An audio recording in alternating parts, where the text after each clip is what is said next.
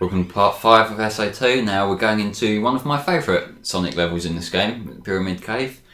And I like this because it's got like a balance between running fast and platforming, which is something that Sonic's sort of never really had the perfect balance, has it?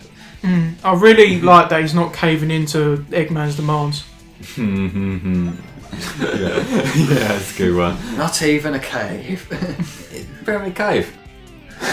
So yeah, it's not really a cave. Well, it's inside the pyramid, so they've technically burrowed their way in, so it's a cave enough. And now we're going to spend the next 10 minutes going over the semantics of a cave.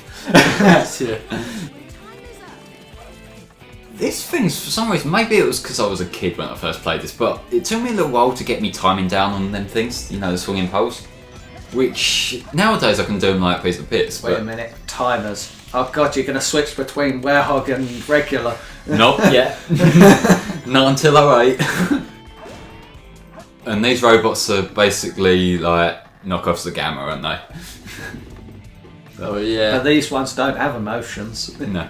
I think these are like the adapted like mass production model of what Gamma was. They're just like really easy to kill compared to Gamma. They're the worthless consumer models, as Omega would put it, but... Yeah, and these ones don't seem to have emotions. So that was kind of the biggest flaw with Gamma's design from Eggman's perspective, wasn't it? Yeah, it committed suicide. Well, the fact that you gave your robots emotions in the first place, so like, to be fair, that's basically what the X series revolves around. Right, you got Mega Man X, he's the kind of hero, and they've all got free thought and that, but still. Cubot and Orbot have emotions, don't they? Yeah, he's built robots that make fun of him. Like he's essentially created artificial life. Jesus Christ, someone give him a medal. All this talk is making me feel emotional. Oh, that didn't work really. But yeah, there's some sort of context in it. Yeah, but I just don't get what goes through Eggman's mind when he's building these robots, because he's obviously building them as a kind of army, isn't he, to fight off Sonic.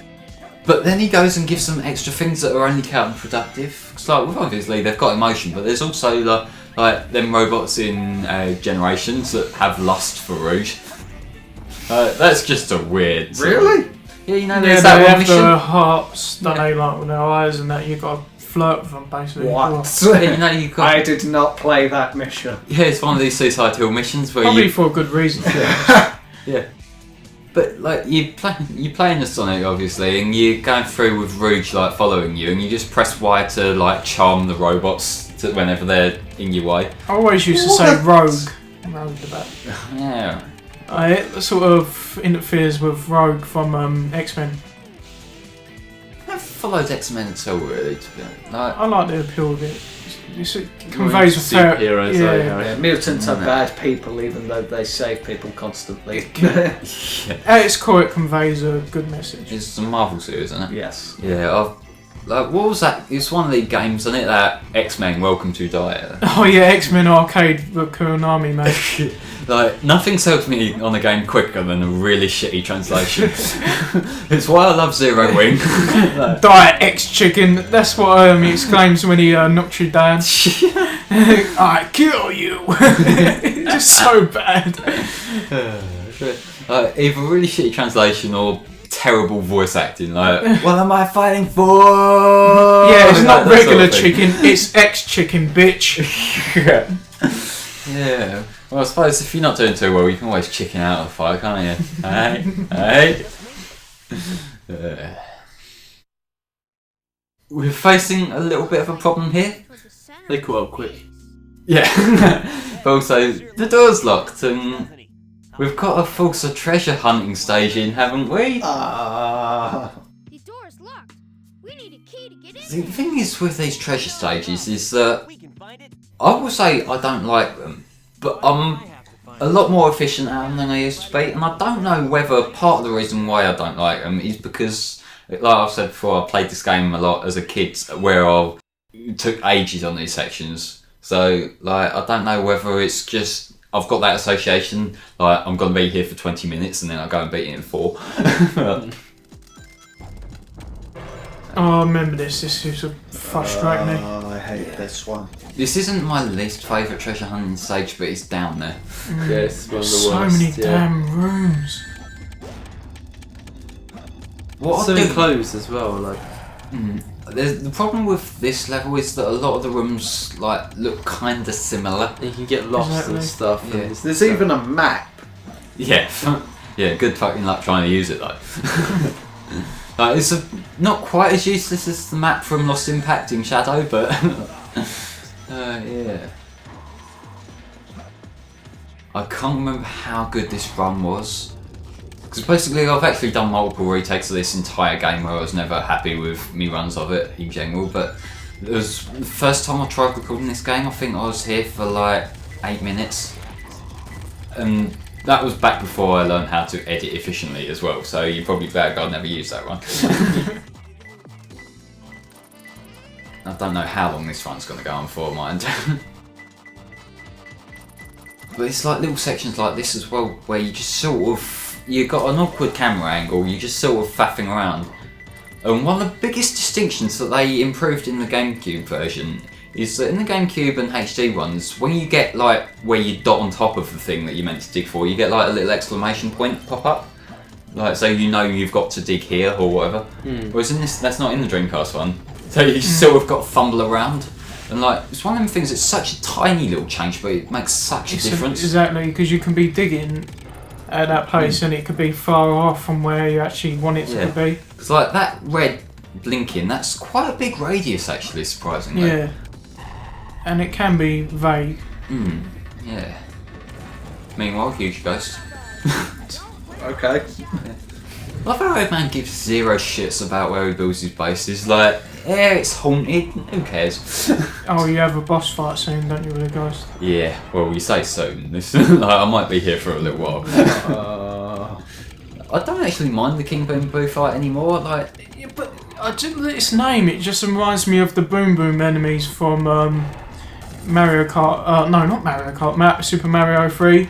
yeah, reminds me of King Boo. I think, no, he wasn't in. Was he in before Sunshine?